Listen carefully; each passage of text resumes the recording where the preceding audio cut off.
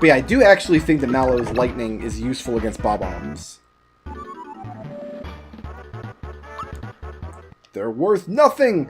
So this guy is not one of Smithy's weapon men. He's some kind of bizarre juice box creature? Like, he looks like a Capri Sun?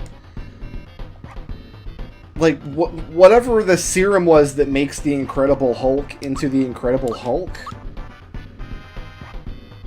And then he turned into a zombie. Like a zombie Incredible Hulk Capri Sun.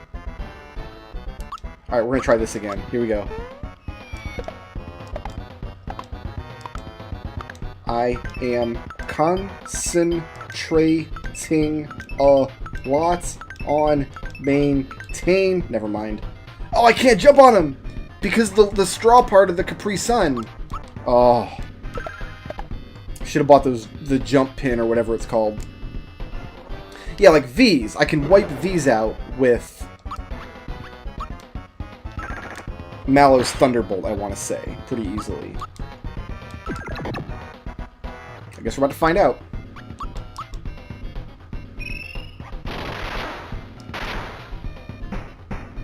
And then he'll throw out bigger ones in a minute here.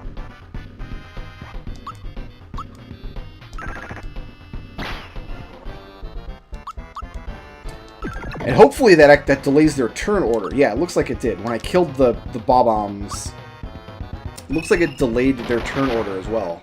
Because new ones came out with a new delay on their attack. So what's actually really funny is a couple of years after this game, 6 or 7 years after this game came out, a little game came out on the PlayStation 2 called Final Fantasy X. And Final Fantasy X had this... What they said was this revolutionary take on the Final Fantasy active time battle system.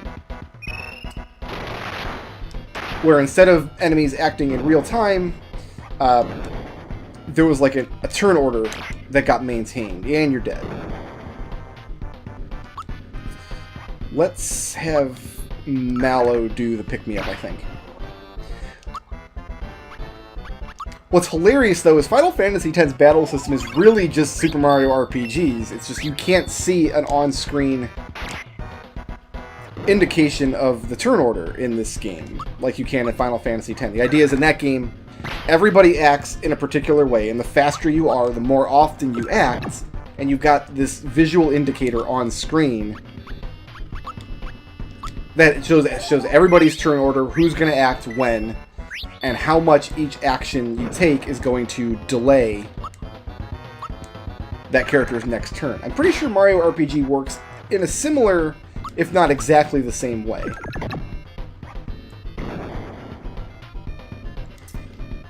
Just without the on-screen indicator. So I kind of love that. Ooh, what do I do with the big bombs here? Let's try thunderbolting them, maybe.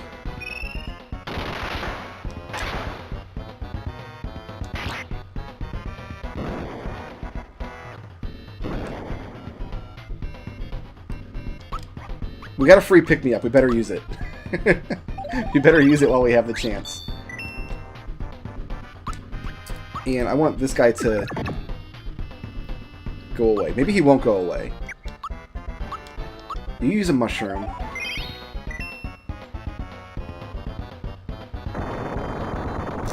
Oh, does this add fear? It does. Fear just means we do way less damage and take more damage, apparently. Alright, we have one more pick-me-up. Actually, I'm going to have Mallow do it, because he does less damage with attacks. Oh, never mind. Mallow is not afraid. And Gino shouldn't be afraid after we pick him up. Gino should be fine now. Let's go ahead and make Mario okay.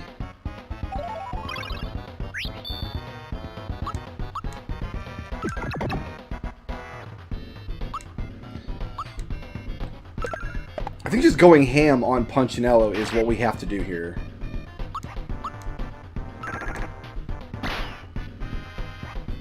But isn't that funny that Squaresoft makes this game with... And even this isn't a revolutionary battle system. I mean, it's not turn-based like most RPGs at the time were, and it's not just using like Final Fantasy active time system.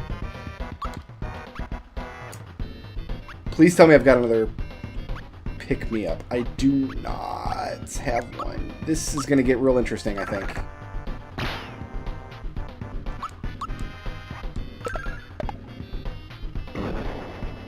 I think that does it.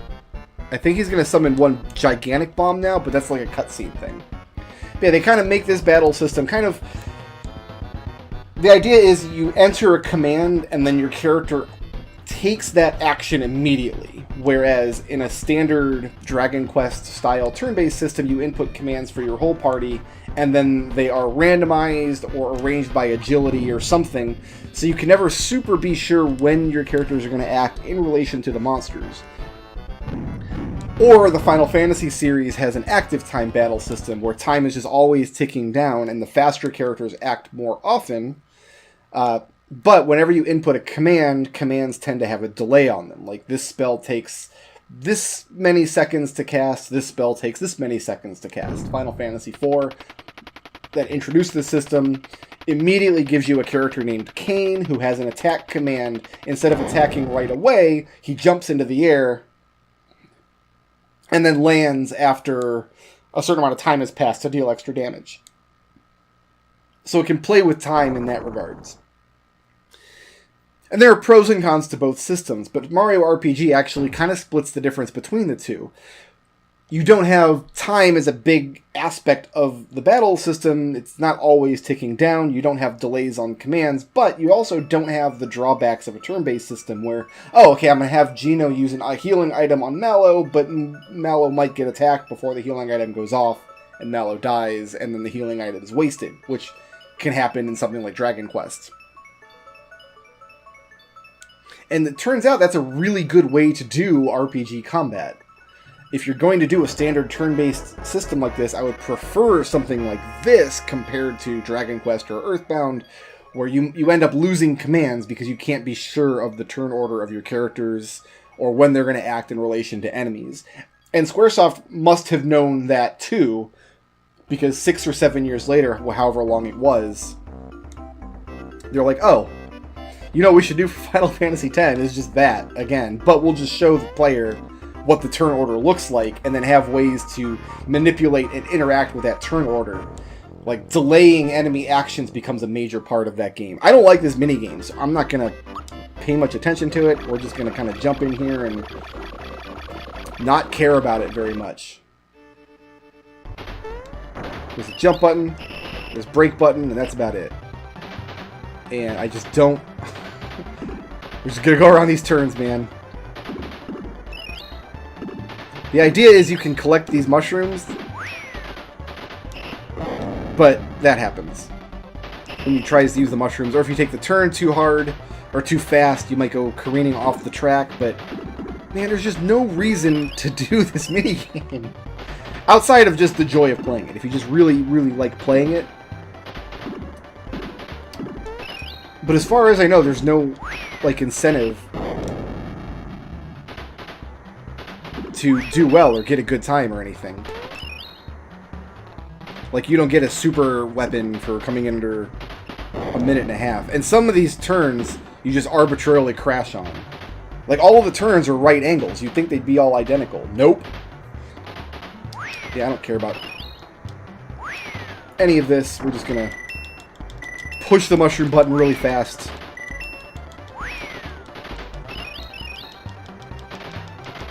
And get through the sides. I wish the whole minecart game was the side-scrolling part, because that's, at least it's a little more interesting. There's one section of the track that I really, really hate. That's just incredibly, even more arbitrary than the rest of it. Like, okay, going around that little U-turn, sure, that's going to be trickier on the cart than otherwise. But where's the section up here where it just does this, like, bizarre fishtail for no reason? I really don't think I should be in this network of tight U-turns. I'll take this. Ha! Ha-ha! Where's this little fishtail? Maybe we skipped it. Maybe I went the wrong way. It's right there, on the off my left back there. I don't think we're going to actually go across it, though. I think we went a different path. Or maybe we're going to double back over to it. But it looks like you should be able to jump over the fishtail and land on the track on the other side. Right here. But no matter what, you crash. Like, why didn't that work? Why does jumping on this straightaway work all day long? But jumping on the little fishtail and landing on the track on the other side, why does that make you crash? Whoever built this Minecart, whoever built this Minecart level has a lot to answer for, is what I'm saying.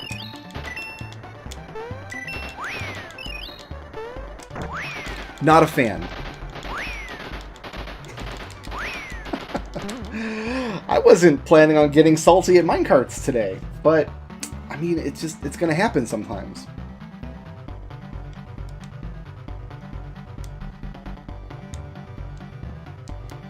Wait for the joke, guys. The joke's coming. Joke coming in 3, 2, 1. See, the joke was that Mr. Mole was like, they gotta come in through the door, and then we didn't come in through we came through the roof, right? That's what happened.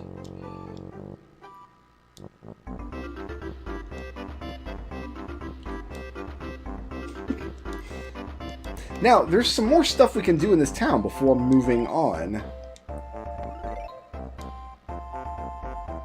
I like to think that a rainstorm happens tonight, and they all get rained on, and their bed gets soaked. And then the children die of black mold. It got dark. I'm going to attribute that darkness and wanting these children to die of black mold to the unwarranted saltiness that happened.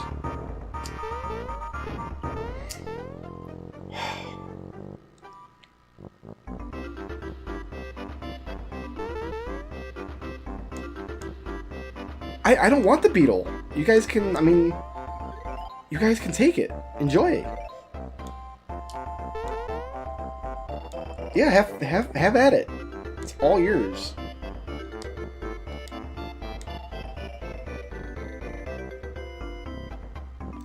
Okay, I think we gotta buy something at the pretend store here.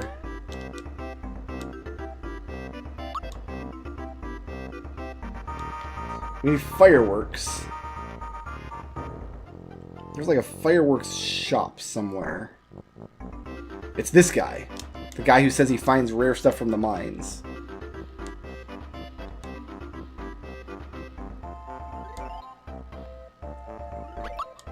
He's not the fireworks guy, though. This is the fireworks guy. No.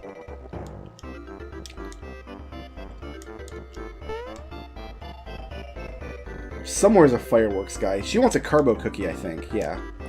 So, you can pay the toad at the waterfall to play the waterfall game again if you want. Or, you can buy fireworks and trade the fireworks to this girl for a stone, and then trade the stone to somebody else for a carbo cookie, then trade the carbo cookie to that girl sitting on the, this is fireworks guy, yeah. I don't have 500 coins. So we're going to do the pretend story now. We do have to... There's someone here I want to talk to, though, isn't there? Once you give her a carbo cookie, she leaves the bucket, and you can take the bucket and play the waterfall game for free for whatever reason. I'm not going to ever do any of this. We don't need a fright bomb. We don't need a fire bomb. We don't need an ice bomb. I mean, fire bombs and ice bombs are nice, but we do not need them. And I'm looking for an NPC that tells me the thing that I need to know. Maybe in here.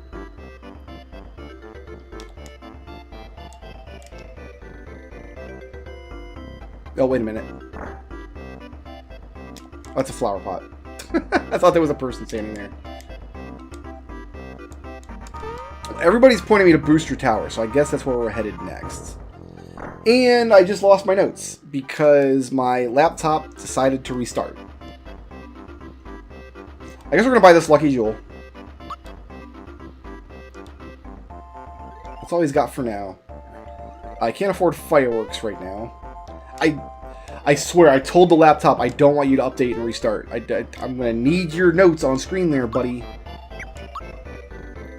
I got a lucky jewel. Summons luck at will. I have no idea what that... You know, I probably could sell it. Oh, I know what it does. Okay, so it gives us access to the Lucky Day minigame after battle. And the idea is you get like a 1 in 3 chance of either doubling your experience points or getting no experience points. And now I'm just killing time before my notes come back on screen. Notepad.exe. smrpgboxes.txt. There it is. Alright. Now, Todovsky ought to be back. Are you back, my brother? He's back. We're going to help him out. Going to help a brother out. I don't know if... There's supposed to be an NPC in Moleville who tells you what the next tune is. I have the next tune written down here, though.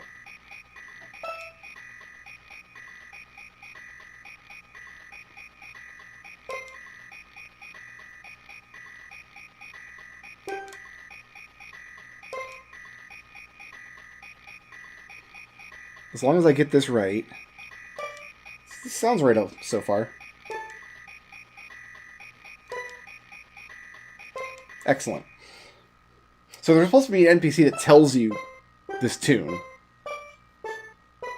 But if you know it, you just can't come back here before now because Todovsky's not there. And either I missed the NPC or the NPC's in a later place. Like Todovsky comes back before the NPC is introduced.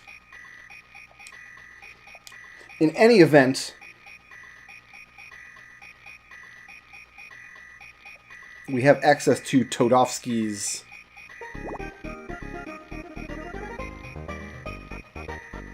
new shop. Because we have a tenor card. What? Full party heals. I like it. I'm going to buy none of these. Because we need the money for later. But it's just nice to have, right? Moving on with life. We're going into Booster Pass now. And there should be a couple of boxes here.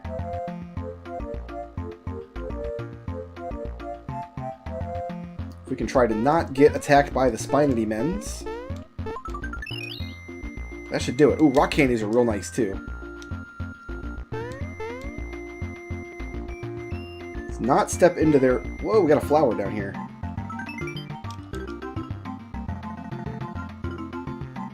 I mean, do I go in the hole? We go in the hole.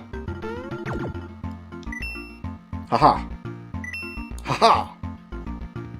Haha, nerds. That was the correct thing to do. We have won a grand victory this day. A grand victory over the greenity spikety men. And that's it for Booster Pass. And now, Bowser has lost the entire Koopa Troop. Has he been burying them along the way? Like, is Booster Pass littered with little Goomba graves? And who's the Creepy Johnson peering out from the door periodically here? Periodically peering. Peerlessly at his peers.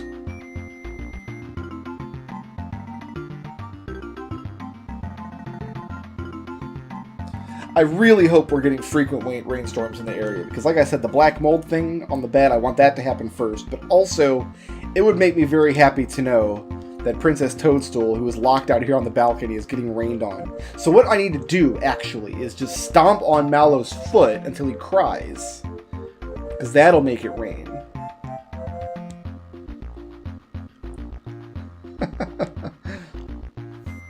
Unfortunately, I wonder if Bowser knew that Shorty would be a term of endearment years later. Can't get in. We're locked.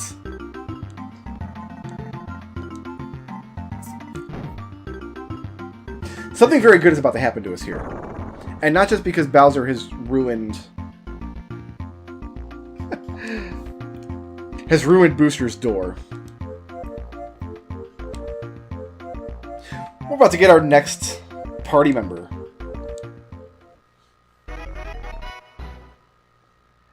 And Creepy Johnson Man is still peering out at us. Nah, I don't need help switching allies. What I do need to do, though, is give this... I guess we'll just give this to Gino. And... I think Bowser could equip the work pants. And then we'll just move Mallow out of the party. Forever. Let's see. I want... It's got 67 defense. Ooh, no. Gino definitely better hold on to those. Alright. We definitely have a better party now. And that brings us to Booster Tower, which we are going to enter...